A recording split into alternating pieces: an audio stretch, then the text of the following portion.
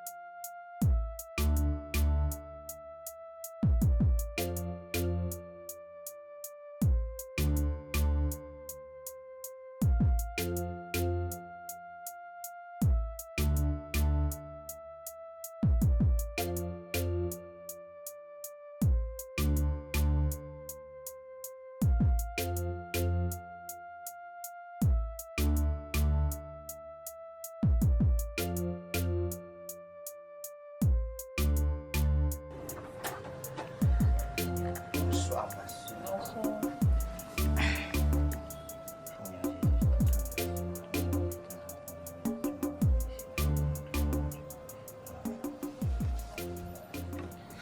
C'est comment mon frère, tu courais seulement. Je t'ai dit, ma soeur. Tu sais que quand on vient dans la présence de Dieu, c'est nous qui devons attendre Dieu, pas le concret. Donc, il fait des efforts. D'accord, je suis venue là d'être que le pasteur est en train de prier, mais tu vas finir. Ah, ok. Et sinon, dis-moi un peu, le culte chez les Alice s'est passé comment? Oh là là, c'était vraiment impeccable. J'ai tellement aimé la louange, l'adoration, tout ça, c'était magnifique. Mais il y a un truc qui m'a un peu surpris là. C'était une femme qui prêchait. Donc, voir une femme pasteur, ça t'étonne, ça te dérange. Et pourquoi? Yes. On se connaît généralement, nous, les femmes. L'apôtre Paul n'était pas fou de dire que si une femme a un mot à dire, c'est à la maison. Non, ma soeur, il n'y a absolument rien d'édifiant dans ce que tu dis. La preuve, c'est que toi et moi, on sait très bien qu'il y a des grands hommes dans la Bible qui ont servi Dieu, mais qui avaient des faiblesses et qui ont failli. Bon, loin de moi la pensée de dire que nous sommes meilleurs qu'eux, mais je veux juste t'amener à comprendre que Dieu regarde au cœur. Je suis une femme, je connais ce que je parle. Non, non, non. Tu devrais plutôt dire que personne ne peut passer auprès de la croix du Christ et demeurer la même personne. Écoute, depuis que tu as donné ta vie à Dieu, tu ne peux pas me dire que rien n'a changé dans ta vie. Rien n'a changé en toi, dans ton caractère intérieur. Et il y a cette parole qui nous démontre que Dieu ne fait exception de personne. Il ne tient pas compte du sexe. Lorsqu'il dit qu'il répandra son esprit sur toute chair et que les fils et les filles prophétiseront, hommes comme femmes. Je sais pas, tu as raison. Et d'autant plus qu'il y a encore une chose que les gens ignorent. Gloire à Dieu. Parce qu'aujourd'hui, les gens commettent beaucoup d'erreurs en croyant que le miracle est juste physique. C'est vrai, le miracle physique est beau et c'est important. Mais il y a ce miracle que Dieu opère dans l'âme, qui est le miracle le plus spécial et le plus extraordinaire et le plus exceptionnel. Parce que dès lors que ton âme est transformée à la stature de Christ, tu te rends compte que tu deviens un instrument qui est capable de faire grandir l'œuvre du Seigneur, homme comme femme. Tu comprends, non, ma soeur? Oui. Tu as raison, tu as raison. Et quand tu vois dans le ministère de la Bible, il soulève l'Apocalypse, la louange et l'adoration. Et vraiment, la femme sur ce plan-là, vraiment, c'est la magie. Parce que ce jour-là, le Saint-Esprit, c'est comme si le Saint-Esprit descendait seulement, entrait en moi. était Tout à très fait, content. tout à fait. Les choses de Dieu ne sont pas faites avec la pensée des hommes. Lorsqu'on décide de servir Dieu, la pensée charnelle doit se taire. Tu comprends un peu? Pourquoi je le dis? Parce que Dieu est le seul qui prend des choses vaines pour confondre les sages. Tu comprends, non, ma soeur? Donc, la femme a la plénitude. Elle a le droit de prêcher et peut même dépasser Non. beaucoup d'hommes, effectivement, si elle est disposée. Tu comprends, non, ma soeur?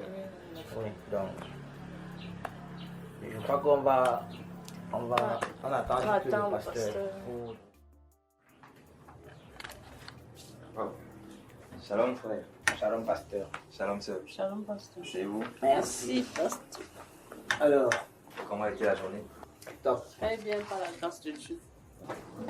Sans plus tarder, nous allons commencer notre soirée de prière. Il est déjà l'heure.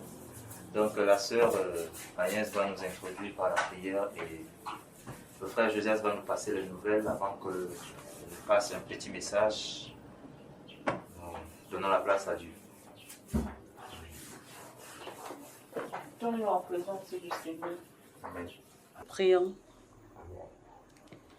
Père éternel, le Dieu vivant, nous te prions pour ta présence en ce lieu, de nous avoir permis de préserver notre vie tout au long de la route. Père éternel, tu te rends grâce, tu te bénis. Papa, nous te prions de commencer avec nous, car sans toi, nous ne pouvons rien.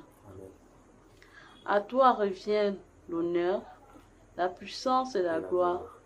Par Jésus-Christ, j'ai ainsi prié. Amen. Amen. Amen. Amen. Oui frère, passe-nous un peu les nouvelles. Amen. Amen. Amen. Nous rendons déjà grâce à Dieu parce qu'il nous a réunis en sa présence. Aujourd'hui, nous allons parler du rôle de l'Église. Parce qu'aujourd'hui, beaucoup de chrétiens commettent cette erreur de condamner et de juger.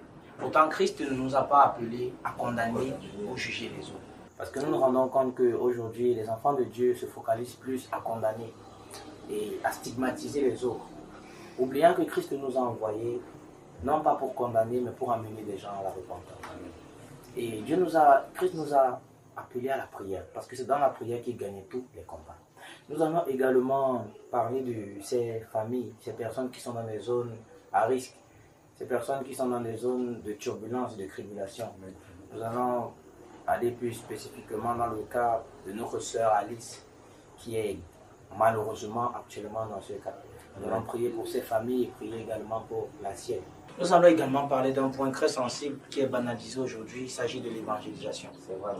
Parce que Christ nous a appelés, mais le seul devoir que Christ nous a donné avant de s'en aller, c'est de faire des nations des disciples. C'est ça. Et comme je le disais au début, on se focalise à condamner au lieu de faire des disciples.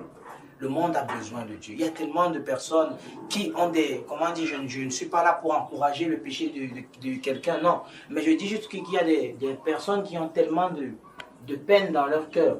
Et ils ont besoin de Jésus. Il y a des personnes qui se sentent rejetées, qui se sentent tellement souillées qu'ils ne peuvent plus revenir à Dieu. Et nous, au lieu de les amener à Christ avec douceur par l'évangélisation, nous les condamnons. Le dernier sujet, c'est par rapport aux familles. Parce que la famille, c'est le fondement de la société et le fondement de l'Église. Effectivement, le fondement de l'Église. Et déjà à la base, lorsque ce fondement est réussi, la société est meilleure et l'Église également est meilleure. Mais si nous ratons déjà ce fondement, on ne peut que courir vers la perte. C'est pourquoi nous allons prier pour l'unité, pour que les familles restent unies, parce que nous réalisons aujourd'hui que les parents et les enfants, il y a tellement d'incohérences, de divisions, et ce n'est pas du tout bien.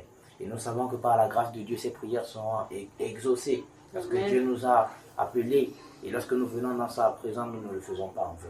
Amen. Amen. Amen. Oui, le frère a parfaitement raison. Parce que nous nous sommes réunis ce soir, c'est pour prier le Seigneur. Et lorsque nous venons devant le Seigneur, nous avons cette assurance qu'il va nous écouter et le fera. La Bible déclare que là où 2 ou 3 personnes se réunissent au nom du Seigneur, il est au milieu. Et il dit encore un peu plus loin que si 2 d'entre vous s'accordent et me demandent quelque chose demandent quelque chose au Père en mon nom, il leur sera accordé. L'église, ce n'est pas seulement un bâtiment, ce n'est pas 1000 personnes, ce n'est pas 5000 personnes. Mais si nous avons un seul cœur, nous pouvons changer le monde, changer nos familles, changer des situations, pourvu que nous ayons tous un même cœur. Amen. Et nous savons que pour faire descendre Dieu, pour que Dieu agisse dans nos vies, ça ne se passe que par un seul moment. La louange et l'adoration.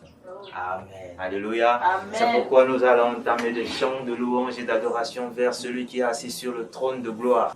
Amen. Car il dit dans sa parole qu'il siège au milieu de la louange et l'adoration. Là où Dieu siège, il y a la paix, il y a la joie, il y a la réponse, il y a la solution, il y a la bénédiction, il y a la délivrance, il y a toutes ces choses.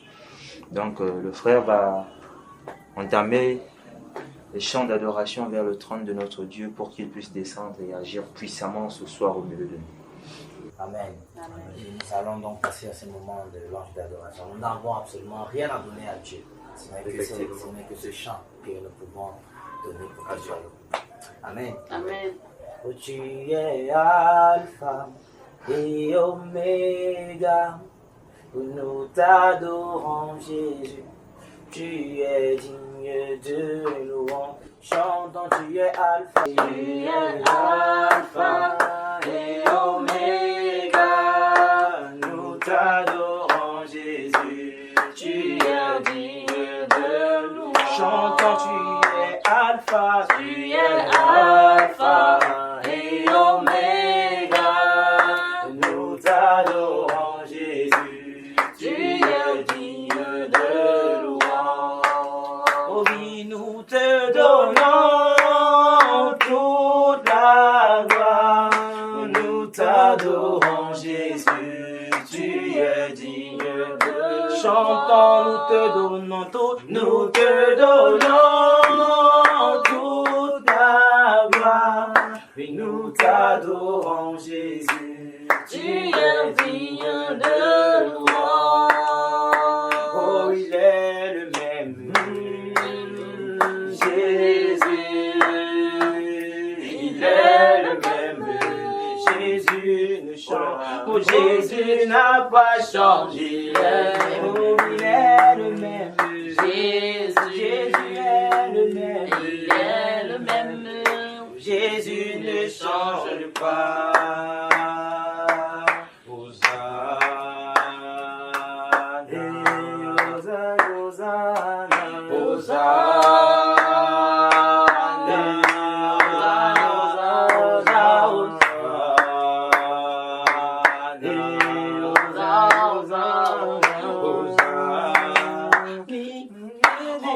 Tu fais des miracles.